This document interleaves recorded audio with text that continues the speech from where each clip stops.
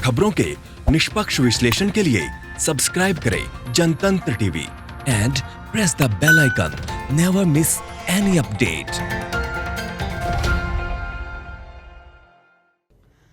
नमस्कार, आप देख रहे हैं जनतंत्र टीवी। आपके साथ मैं हूं ऋतु तिवारी। हमारे इस खास बुलेटिन में आपका स्वागत है।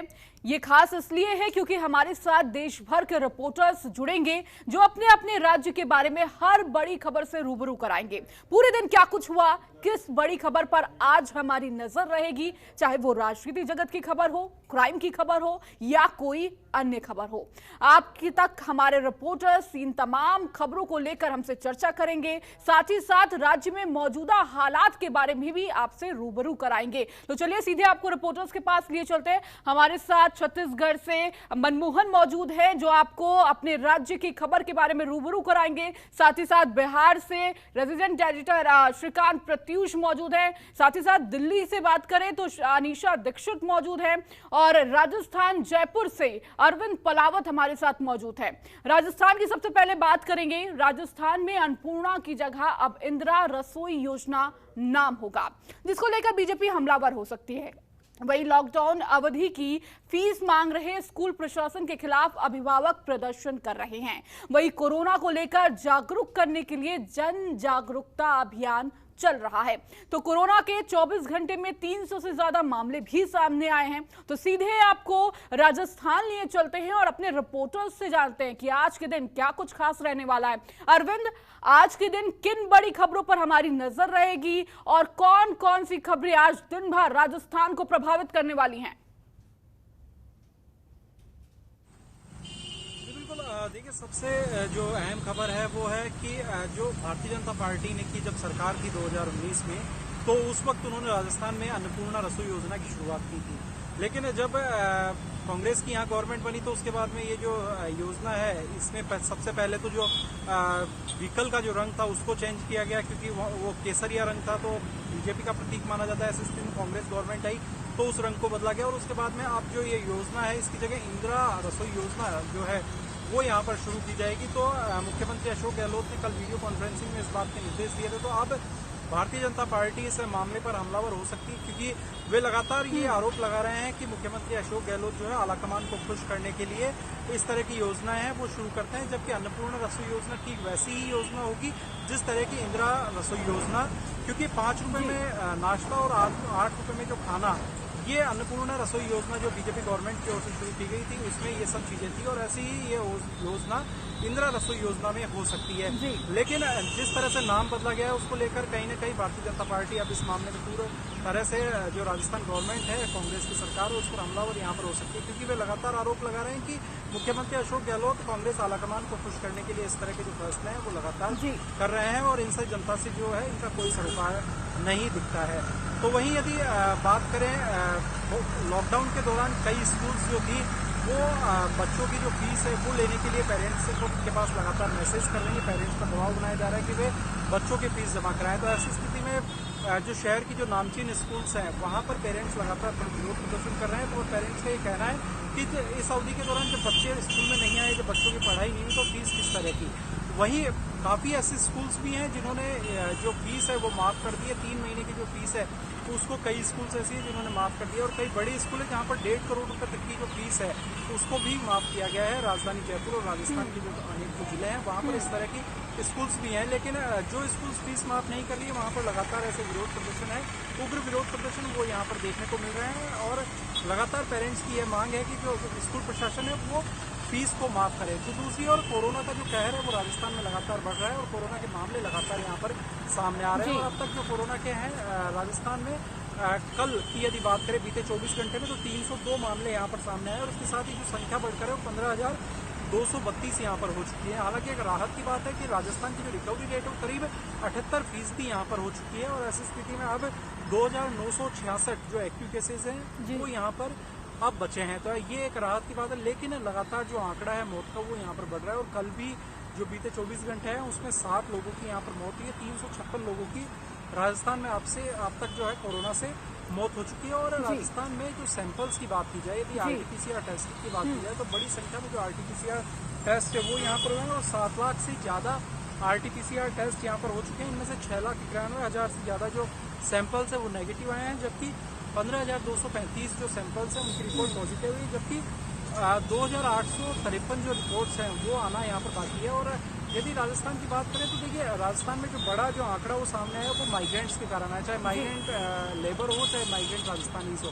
जब ये लोग यहाँ पर अलग अलग राज्यों से आए तो उसके बाद में लगातार जो आंकड़े हैं वो यहाँ पर बढ़ते गए और करीब 4400 से ज्यादा माइग्रेंट्स जो हैं वो यहाँ पर राजस्थान में कोरोना पॉजिटिव पाए गए। तो ये भी एक बड़ी चिंता की बात है। वहीं दूसरी ओर मुख्यमंत्री अशोक गहलोत ने जो जिस वर्चुअल रैली का और जिस वर्चुअल जागरूकता अभियान की जो अवेयरनेस प्रोग्राम है उसकी कल यहाँ शुरुआत की थी, तो उसके बाद से लगातार जो मंत्री हैं वो अपने अपने प्रभार वाले जिलों में पहुंच चुके हैं और वहां पर भी लगातार जो कार्यक्रम है जन जागरूकता अभियान जो है वो यहाँ पर शुरू किया गया है। और सभी मंत्री जो तमाम मंत्री हैं वो अपने प्रभार के जिलों में पहुंच चुके हैं और वहां पर जाकर के और जन जागरूकता अभियान यहाँ पर चला रहे हैं। ठीक है अरविंद, बहुत अहम जानकारी आपने साझा की हमारे दर्शकों के साथ। अब आपको सीधे लिए चलते हैं छत्तीसगढ़ के सीएम भूपेश बघेल ने प्रदेशवासियों को रथ यात्रा की बधाई दी है। वहीं विधानसभा की बैठक में शामिल हुए डोंगरगांव विधायक दलेश्वर साहू कोरोना पॉजिटिव पाए गए हैं। तो वहीं छत्तीसगढ़ में बारिश से किसानों के चेहरे खिल गए हैं। वहीं मौसम विभाग के अनुसार 25 जून तक बारिश के आसार हैं। तो सीधे आपको छत्तीसगढ़ लिए चलते हैं, हमारे साथ मनमोहन मौजूद है और उनसे जान लेते हैं आज के दिन क्या कुछ खास रहने वाला है। मनमोहन, आज के दिन किन बड़ी खबरों पर हमारी नजर रहेगी?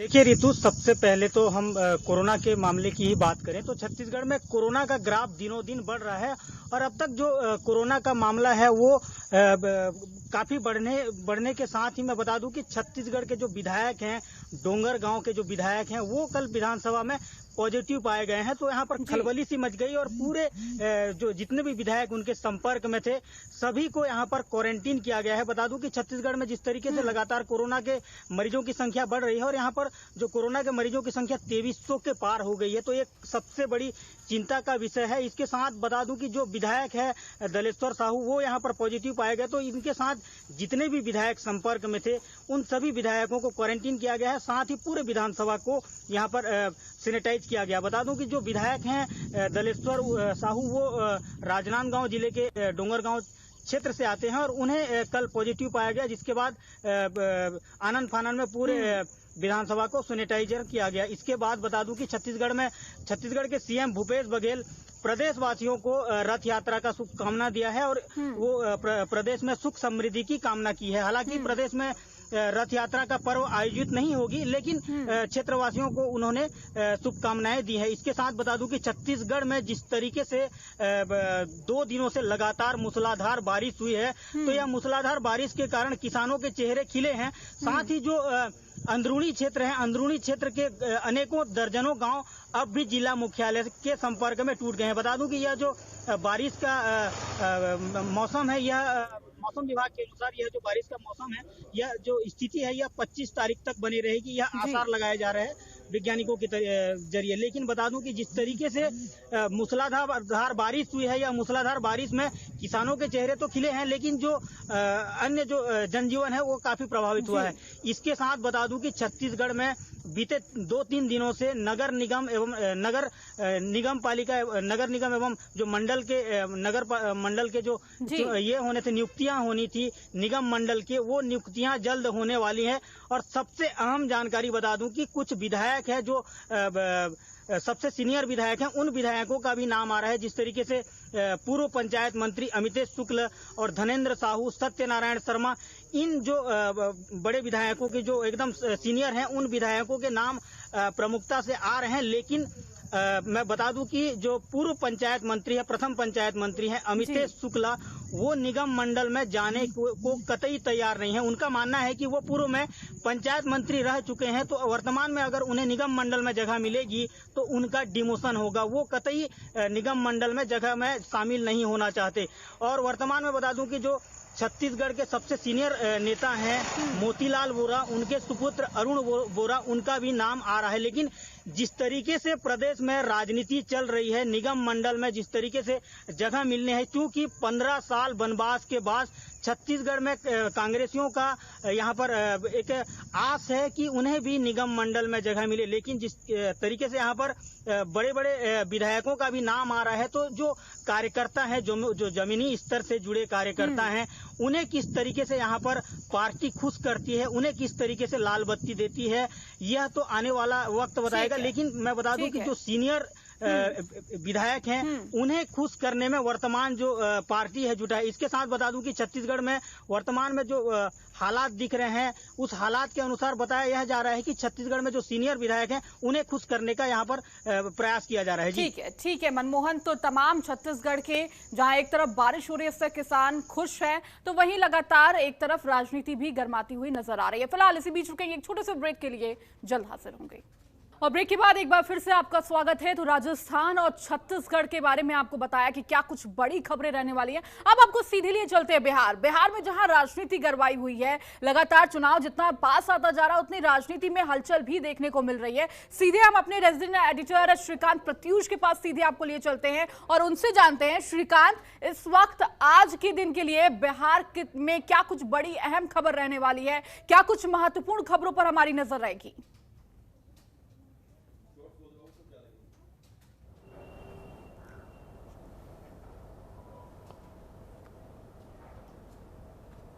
श्रीकांत, हमारी आवाज आप तक पहुंच रही है? तो श्रीकांत तक हमारी आवाज नहीं पहुंची, लगातार उनसे जुड़ने की कोशिश करेंगे। अब आपको सीधे दिल्ली लिए चलते हैं। दिल्ली में इस वक्त हमारे साथ अनीशा दीक्षित मौजूद है। भारत की राजधानी है दिल्ली, हलचल भी सबसे ज्यादा वहां पर रहती है। जानते हैं आज के दिन क्या कुछ खास रहने वाला। अनीशा, आज के दिन किन बड़ी खबरों पर हमारी नजर रहेगी? तो जैसा कि आपने अभी बताया कि दिल्ली में हलचल काफ़ी रहती है, और अगर कोरोना के बारे में बात करें तो आपको ये जैसा कि हम सब जानते हैं, कोरोना की हलचल भी दिल्ली में काफ़ी मची हुई है। तब कह सकते हैं कि एक भयावह सीन क्रिएट हो चुका है दिल्ली में, और दिन पर दिन जो कोरोना के मरीज हैं उनकी संख्या बढ़ती जा रही है। अगर पिछले 24 घंटों के बारे में बात करें तो आपको बता दें 2900 नए केसेस सामने आए हैं, और अगर संक्रमित लोगों की बात करें तो आपको बता दें कुल टोटल 62,655 लोग कोरोना से संक्रमित हैं। वहीं पिछले 24 घंटों में 58 लोगों की मौत भी हो चुकी है, और इसी के चलते मौत का आंकड़ा आपको बता दें दिल्ली में 2233 तक पहुंच गया है। वहीं अगर दिल्ली सरकार के बारे में बात करें तो आपको बता दें दिल्ली सरकार ने एक बड़ा फैसला लिया है, एक बड़ा ऐलान किया है, जिसमें उन्होंने कहा है कि जो भी लोग होम आइसोलेशन या होम क्वारंटीन में हैं, जिन लोगों को कह सकते हैं कि सिम्टम्स ज्यादा नहीं दिख रहे हैं या हल्की खांसी जुकाम या बुखार है, वो लोग होम आइसोलेशन में, होम क्वारंटीन में है, तो उन लोगों के लिए दिल्ली सरकार ने क्या किया है कि आपको बता दें कि एक ऑक्सी पल्स मीटर अब से उन्हें मुहैया कराएगी, जिसमें कि अगर किसी को सांस लेने में तकलीफ है, ऑक्सीजन की कमी महसूस हो रही है, तो उससे कह सकते हैं जो ऑक्सीजन पल्स मीटर दे रही है दिल्ली सरकार, उससे वो ऑक्सीजन ले सकते हैं। वहीं अगर उससे भी अगर कोई फर्क मरीज जो है, जो होम क्वारंटीन में जो लोग हैं, उन्हें उससे भी फर्क पड़ता हुआ नहीं नजर आ रहा है, तो दिल्ली सरकार की हेल्पलाइन नंबर पे कॉल करके वो लोग अस्पताल में भर्ती हो सकते हैं। वहीं दिल्ली के मुख्यमंत्री केजरीवाल के बारे में बात करें तो आपको बता दें केजरीवाल ने हाल ही में कहा है कि अब एक दिल्ली में राहत की खबर है, क्योंकि अगर बेड की बात करें तो बीते दिनों में हमने देखा था कि किस तरह से दिल्ली के अस्पतालों में बेडों की महामारी थी। लोगों को अपना इलाज करवाने के लिए,